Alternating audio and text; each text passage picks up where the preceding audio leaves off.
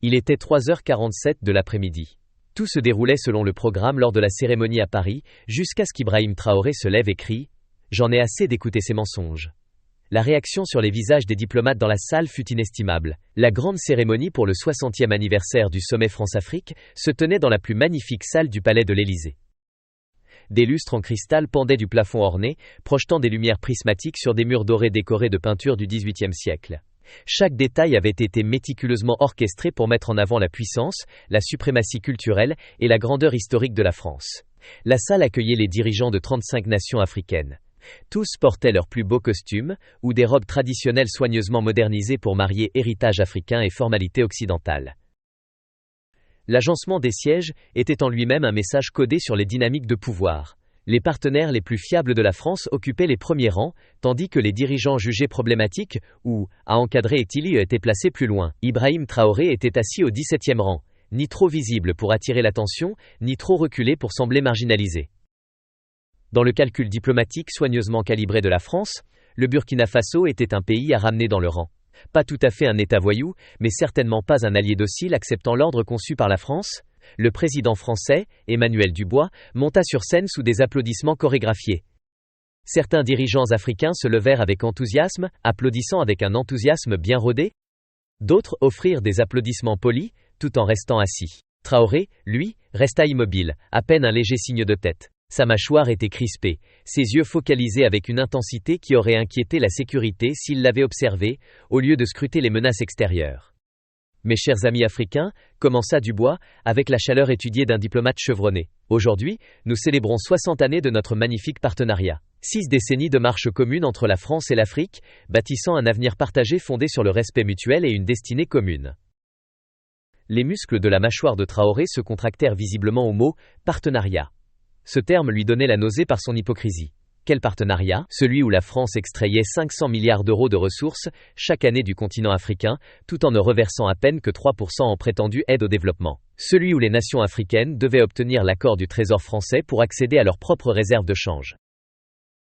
Dubois continua, avec une ferveur de plus en plus théâtrale, « La France a toujours été aux côtés de l'Afrique. Nous avons fourni des milliards d'euros pour votre développement. Nous avons envoyé nos soldats courageux pour assurer votre sécurité. Nous avons construit des écoles pour vos enfants, des hôpitaux pour vos malades, des routes pour relier vos communautés. » Le président sénégalais, assis à côté de Traoré, Madu Diop, se pencha pour lui souffler à voix basse.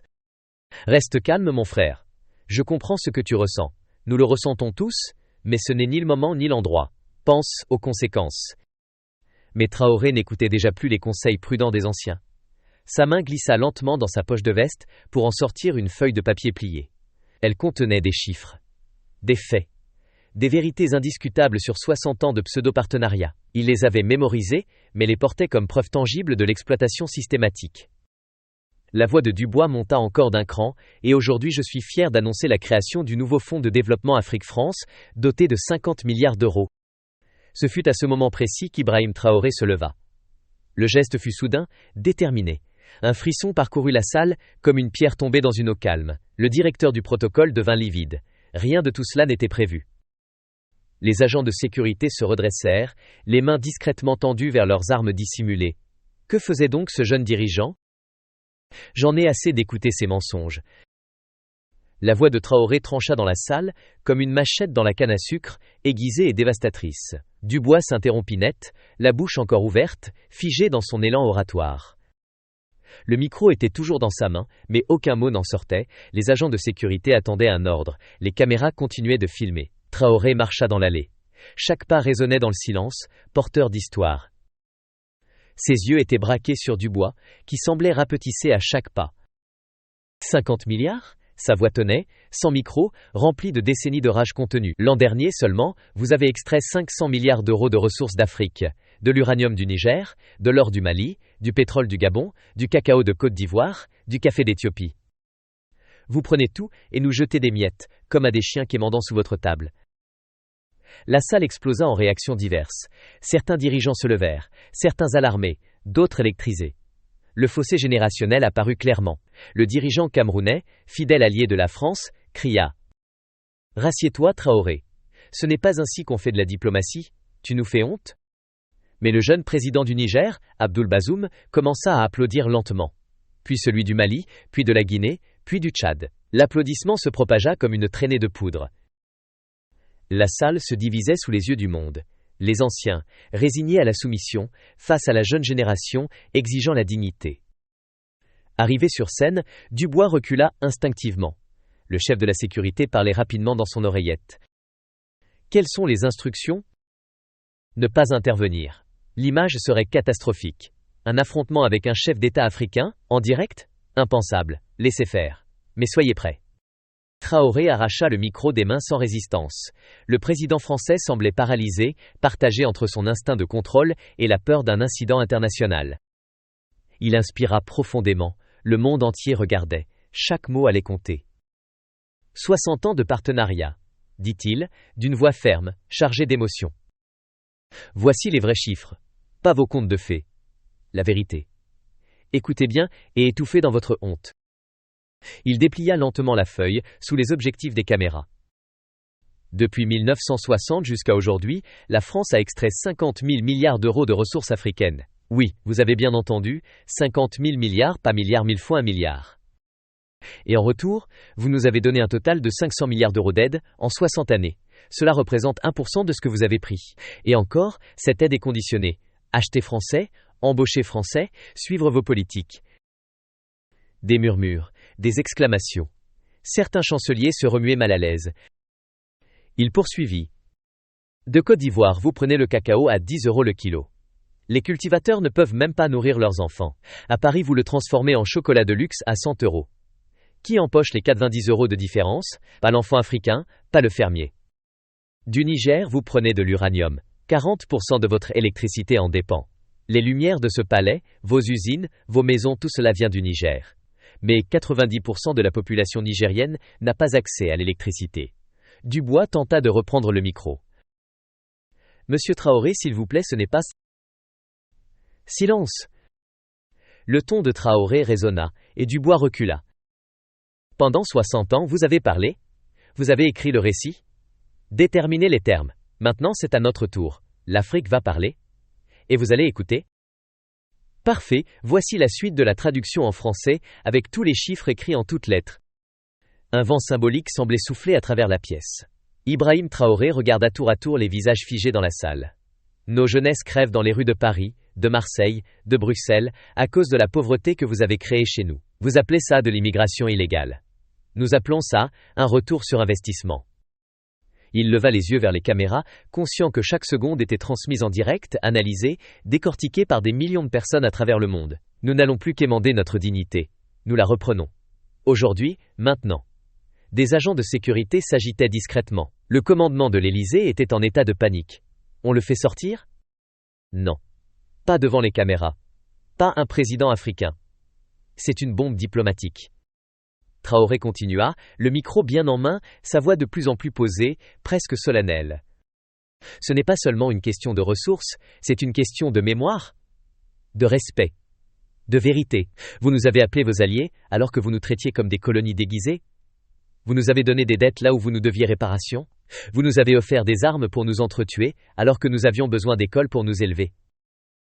Il se tourna vers les autres chefs d'État africains. Mes frères, mes sœurs, cela suffit. Cela suffit depuis longtemps. Nous devons cesser d'applaudir nos chaînes. Nous devons cesser de sourire à notre asservissement. Ils ne nous donneront jamais notre liberté. C'est à nous de la prendre.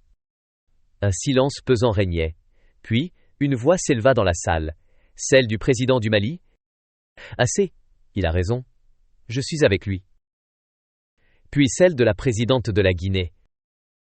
Nous avons été trop longtemps dociles. Il est temps de changer. Les applaudissements reprirent. Spontanés, puissants. Une onde de choc secoua la salle. Le président français semblait écrasé par cette marée. Il tenta une dernière déclaration. La France n'a jamais voulu exploiter l'Afrique. Nous avons partagé un lien fort, historique. Vos liens sont des chaînes. Où ? Coupa Traoré.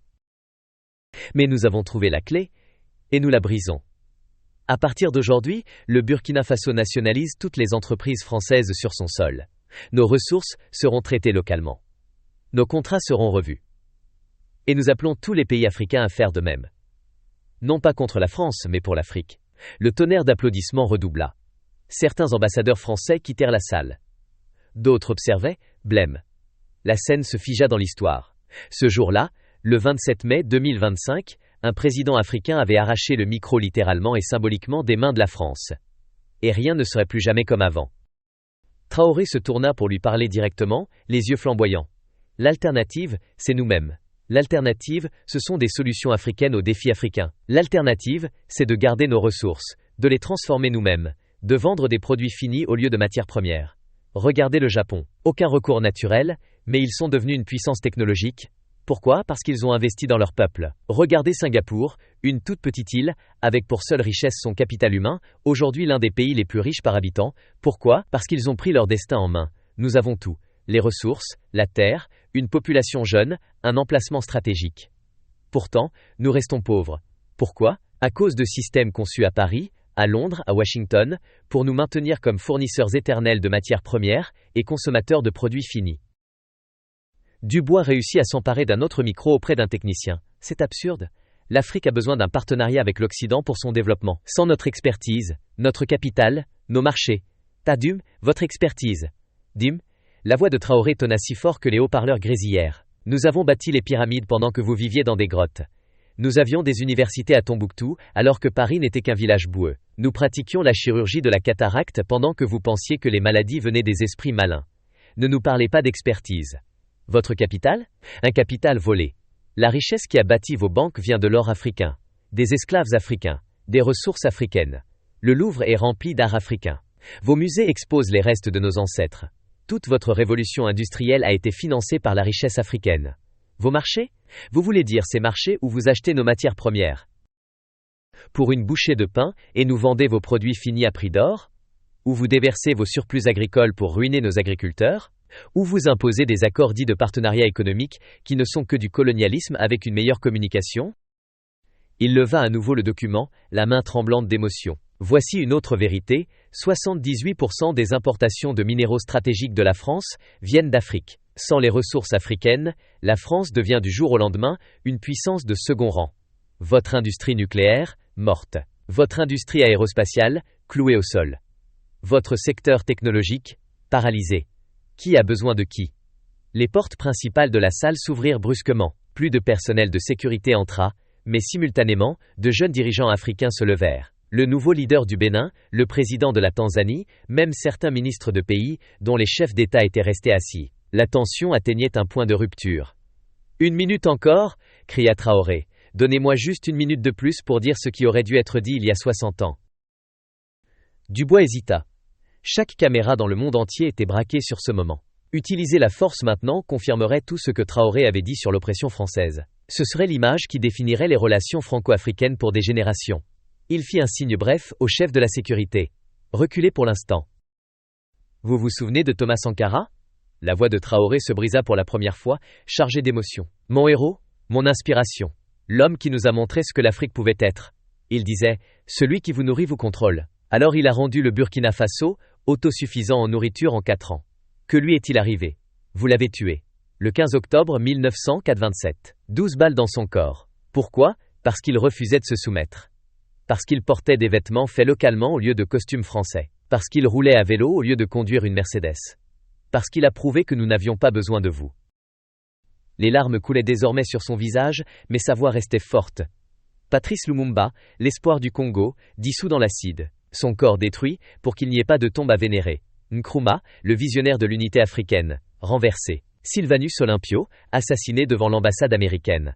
Muammar Kadhafi, quels que soient ses défauts, rêvait d'une monnaie africaine adossée à l'or. Que lui est-il arrivé ? Bombardé. Son pays détruit. Aujourd'hui, un marché d'esclaves. Chaque dirigeant africain qui a osé rêver d'une véritable indépendance a été éliminé. Votre partenariat est écrit avec le sang africain. Votre prospérité est bâtie sur des tombes africaines. Mais voici ce que vous n'avez jamais compris. Vous pouvez tuer le rêveur. Mais vous ne pouvez pas tuer le rêve. Nous sommes les enfants de Sankara. Nous sommes les petits-enfants de Lumumba. Nous sommes les héritiers spirituels de Nkrumah. Et nous disons, assez. La salle explosa. La moitié des délégués étaient debout, applaudissant à tout rompre, l'autre moitié criait de colère. Les deux visages de l'Afrique, l'esprit colonisé et la conscience de libération, se faisaient face en temps réel. Mes derniers mots, dit Traoré, sa voix tranchant à travers le chaos comme un laser. France, vous avez un choix. Devenez un vrai partenaire fondé sur l'égalité, la justice et le respect mutuel, ou perdez l'Afrique pour toujours. L'ère coloniale est morte. Nous l'enterrons aujourd'hui, ici, maintenant, dans cette salle. Il posa le micro avec une détermination solennelle et commença à se diriger vers la sortie. Derrière lui, les dirigeants du Mali, du Niger, de la Guinée et du Tchad le suivirent. Puis se leva le leader du Bénin. Puis la Tanzanie. Même des ministres de pays alliés rejoignirent l'exode. Dubois cria désespérément. « Arrêtez, vous ne pouvez pas partir. C'est une réunion diplomatique. Il y a des protocoles. L'agenda ?» Traoré se retourna à la porte, un léger sourire sur les lèvres. « Protocole ? Agenda ? Ce sont des chaînes que vous utilisez pour maintenir le contrôle. Regardez-nous les briser. Apprenez quelque chose. Les peuples libres vont où ils veulent. » 14 dirigeants africains au total quittèrent la salle. L'image était dévastatrice. Des chaises vides disséminées dans la pièce, chacune représentant un vote de défiance envers le système dirigé par la France. Les caméras parcouraient lentement la salle à moitié vide, capturant l'histoire en temps réel. Ceux qui restaient étaient plongés dans un silence inconfortable. Certains chuchotaient fiévreusement entre eux. D'autres fixaient leurs mains. Quelques-uns tentaient de conserver leur dignité, mais les dégâts étaient irréversibles. Dubois saisit le micro, essayant désespérément de sauver la situation. Cette rocama, cet incident regrettable ne doit pas éclipser le travail important que nous accomplissons ensemble. Le programme continue comme prévu. Notre partenariat reste solide. Mais ces mots résonnaient dans une salle à moitié vide. La célébration du 60e anniversaire s'était transformée en funérailles de l'influence française en Afrique.